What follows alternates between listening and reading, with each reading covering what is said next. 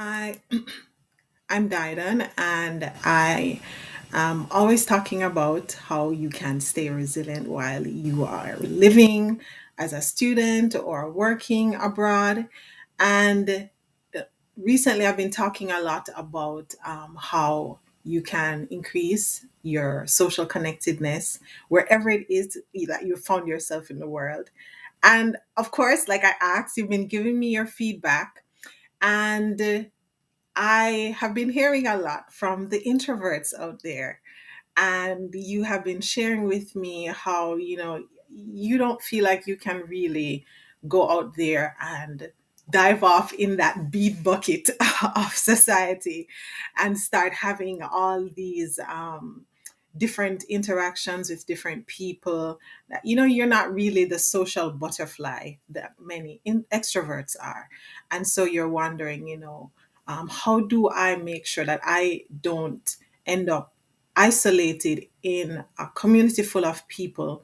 And what should you do? So, of course, because I'm not introverted, I had to decide, to ask some resilient people that I know, people who have gone to study abroad, work abroad, and they're very introverted, and figure out how do they navigate it. I mean, I have my own opinions about what you should do, but I thought it best to speak with someone who is an introvert but has been able to go out there, build strong connections in their community while they have lived abroad. And so I decided to have a phone call with one of the most introverted persons I know. And this particular person has gone to study in two different countries outside of their home country. And in each scenario, very soon after they arrived, they started to find their group, to find other people in the program that they went to study, to connect with. And they built strong friendships. They had lots of fun. They did things together. They got support. They were able to collaborate with them. In fact, in their most recent study abroad experience, this person made a connection with one friend in the program and continues to work with and collaborate with that friend afterwards. So, some of the tips that she shared with me was, number one, don't try to dive off into the bead bucket. If it's really not in your nature to go out there and have lots of different interactions with new, strange people, then don't try to force yourself to do that. That's not who you are, and you can't thrive and be your best self if you're being inauthentic. So that's number one. But something that she shared was that she did her sifting very early. And we're talking about sifting, we're talking about carefully observing and examining who the people are around you. How do they show up? So that you can look at their value systems to say, okay, this is something that we have in common. We share these values, or we interact with people in the same way, or we have similar interests. So she said each time she would go into these new environments, she would pay attention to how everyone else was kind of behaving in the space, how they were interacting, things they would say.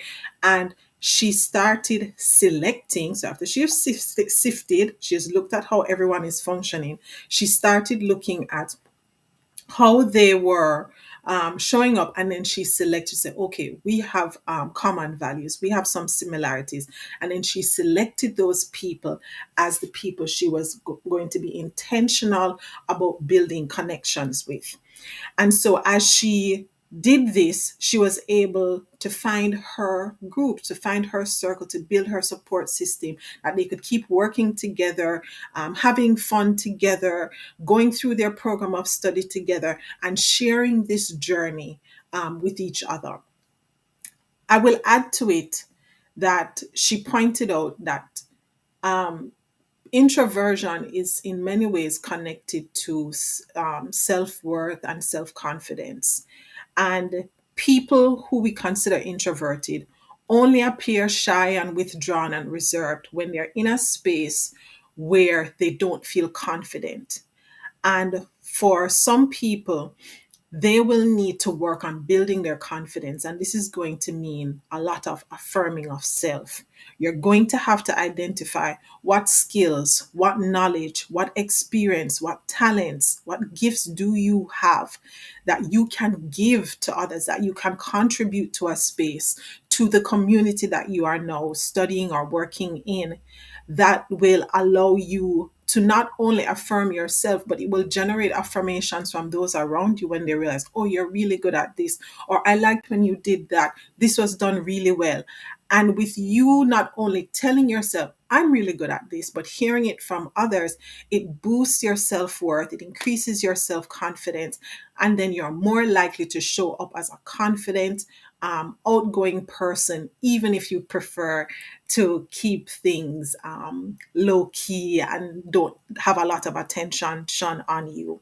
So while it is you may not be jumping off into the bead bucket and picking and sifting through many people, through many interactions, you as an introvert can still go out there, build your social connectedness, and increase your resilience by building intentional connections with people, sifting through just by staying afar and observing how people are showing up, and then selecting those persons to say, I think we could align well. I think we could sync up and connect.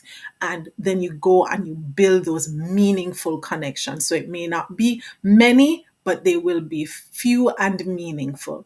So that's my advice today, based on conversations with an introvert just like you. If you're watching and wondering, how does this work for me when I don't really show up as a social butterfly? So, for those of you who have shared your concerns with me, then that is the advice that I have for you. All in all, stay resilient, show up as your best self, because that's the only way that you're going to thrive. So until next time, I look forward to the conversations that follow after these videos.